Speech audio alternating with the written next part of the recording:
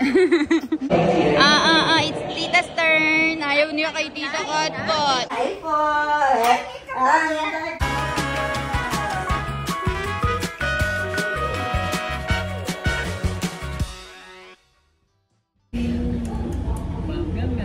Guys, meron kaming nahanap na napakagandang space. Look at this space na nahanap namin. Very comfortable. So, parang naka-lounge na rin kami.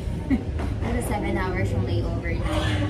So, doon na lang kami magka-time pass. And madaming space kami nakita. Tapos kapag na-vacant yung higaan, doon kami hihiga. Papatulogin sa baby Ivan. So, pinapakain ko muna siya ng breakfast. Tapos papatulogin ko siya. Once na nakatulog na siya, doon tayo mag-breakfast kami dalawa ni Milan. So, first, pakainin muna natin ang baby natin. So, umiinom lang siya ng milk and itong bumra. Share. Yes. Share ka, share. So, ayan guys, balitaan ko kayo later. Share ka, share. What's the first thing you will do in the Philippines, Milan? Share ka, share. We will arrive in the Philippines around 7 o'clock kami makakarating. So, kapag 7 o'clock, syempre dinner time na. And today, hindi namin pinabook yung resort namin. So, our resort, we did not book it today so we can sleep there properly.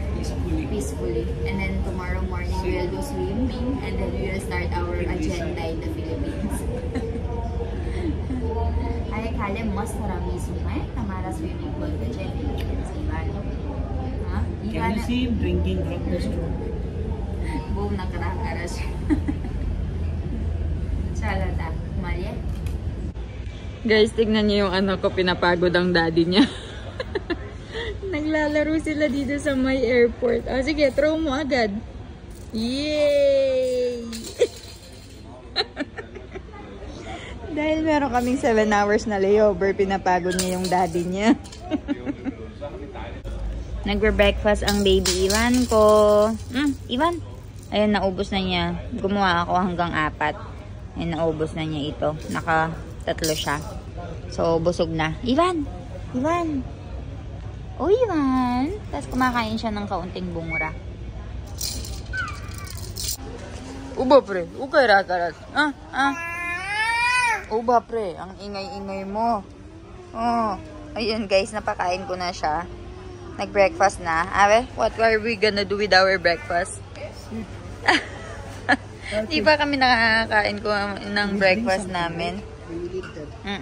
So, kakain kami later pag napatulog ko na ito. Naglalaro pa. Ayan, sige. Hulog mo. Sige. Energetic pa, hindi pa yun matutulog. So, balitaan ko kayo guys. Nakatawag na kami sa mother ko sa Philippines. Natutulog pa si na mami sa India. So, ayan. Waiting lang kami hanggang magising sila. Tapos, inform namin sila na nasa Bangkok na kami. And waiting for our next flight. Hi guys. So, nakaupo kami ngayon dito. Buti na lang nakakuha kami ng magandang upuan. Kasi medyo mahaba-haba yung layover nga namin. So, mga nasa mahigit 7 oras. So, naisipan nga namin ni Milan na mag-ano nga kami ng lounge. Pero yung sa lounge kasi, sobrang mahal. Tapos, yung mga pagkain doon, hindi rin naman makakain ng asawa ko. So, sabi niya, maghanap na lang kami ng magandang space para mag-stay. So, ayun, meron nga kaming nahanap dito ng magandang lugar. And tignan nyo naman, kinakita namin yung mga aeroplano. So, okay na rin ito. Hindi pa kami napagastos, diba? So, magpapa-exchange kami ng mga rupees mamaya. Tapos, bibili kami ng pagkain namin para makapag-lunch kami or breakfast. Meron din naman kaming mga snacks dito na dala-dala. Mga biscuits, mga Pringles, ganyan. Pero, mamayang lunch, kakain talaga kami sa may restaurant. And, minake sure ko nga na pinakain ko na si Ivan. Uminom na siya ng gatas. Pinakain ko na rin ng bungra. So, ngayon nililimot ng daddy. Ala, ang fresh-fresh naman ng baby kong yan. So, pinalitan ko na yung damit niya, guys. Nagpupo na rin siya. So, ngayon, nakikipaglaro na kami kay baby Ivan. So, ayan. Ivan, do you want to drink milk again? Jojo, papunta na naman sa akin. Nagpapalambing. Ang lambing-lambing naman ng baby kong yan. Milan, what can you say about this very long layover? Very tiring. It's better to have short layover. More sleep height is okay. As long as it's not this long layover. Oh, that's the only problem, guys. It's very costly if you convert from rupees to Thailand baht. So, you convert your rupees into dollars and then dollars to Thailand baht. So, this is very good sitting area. Oh.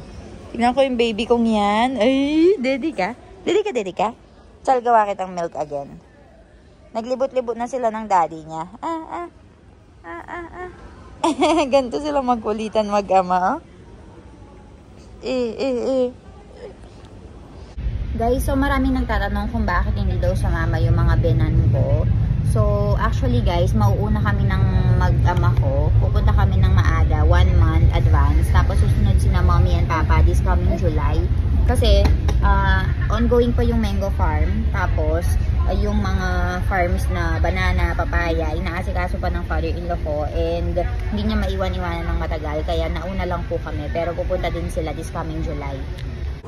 Guys, so finally, paalis na kami after 7 hours ng layover.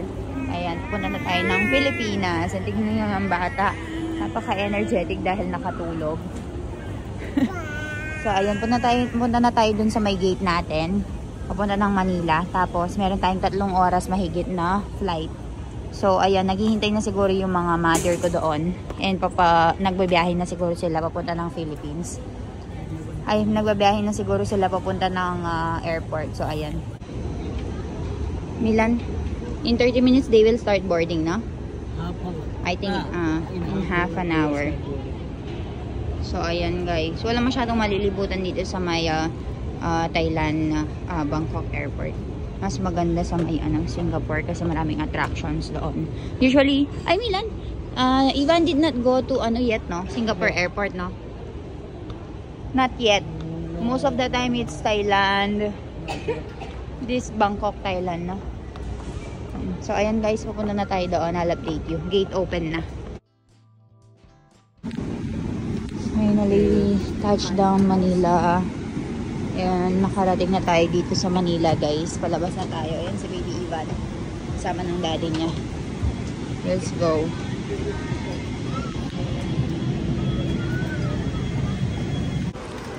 Touchdown Philippines, guys. So, kinukuha na natin yung mga bagahe natin doon sa may conveyor belt. Yan itong kasama kong bata, nag-iiyak-iyak na. Ayan, si Milan, busy na siya sa pagkuha ng mga bagahe natin. Ang daming dala-dala ni Daddy. Ivan? Where is Lolo and Lola? Lolo and Lola, where are you? Nasaan si Lolo and Lola? Let's see. Nasaan si Lolo? Where's Lolo? Hi! Ay! Ayan Lola, oh! Yan! Lola! Ay! Ayan na! Yan, just kanya po po yan. Ay, mother!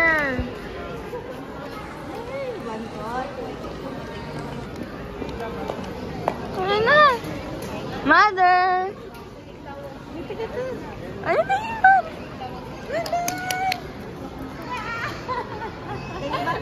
Hello! Hi, Timilan! Hi!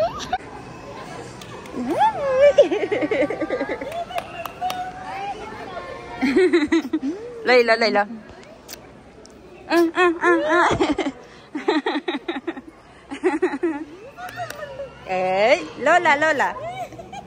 Ivan!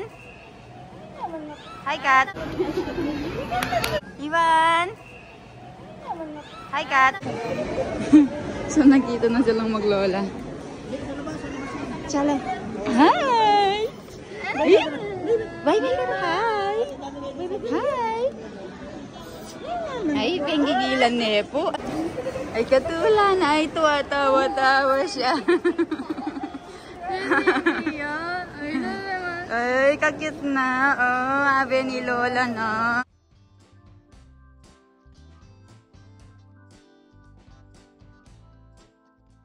Milanjo, wali-wali ka Ros.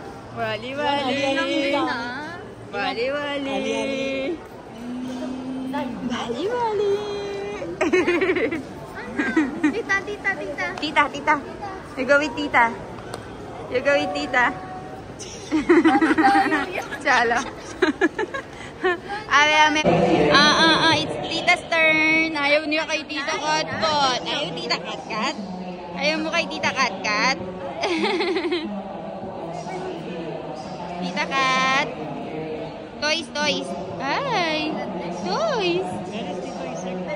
Hi guys! So kasama ko na po ang mother ko, Doña Katrina.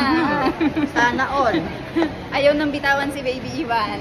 Ano ma? Anong oras kayo pumunta? Anong oras kayo pumunta dito nakarating? 3 o'clock. 3 o'clock nakarating. Okay. 3 o'clock umalis na kayo sa bahay. Tapos alas 7 nakarating kayo dito? Hindi, 5. 5 o'clock? Meron nyo?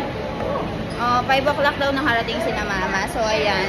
Uwi na tayo, guys. Kain muna pala tayo. Tapos balitaan ko kayo. Magala nakakato. Tinitignan niya si Tita Katkat niya. Naninibago. Pagmasdan na ako siguro. Ha? Naninibago pa siya. First time ko atang makita tong mga mukhang to. Sabi niya siguro. Ay!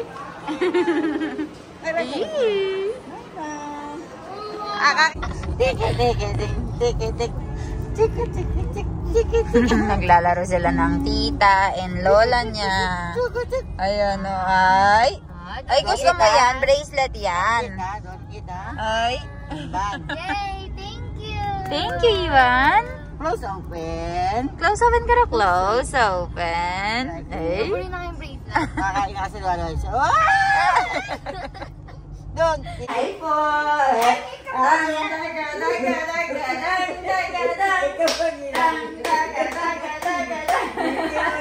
Ay, kalula na. Ay, walang Baglag ka na labdab. Mga ganun. Ay, kaladars.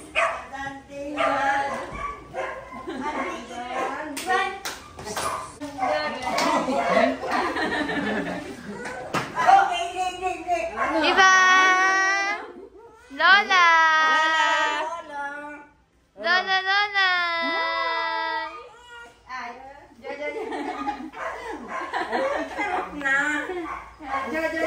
Ganda.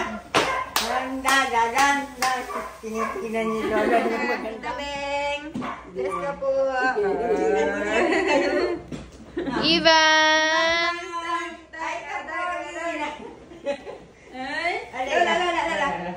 Lola!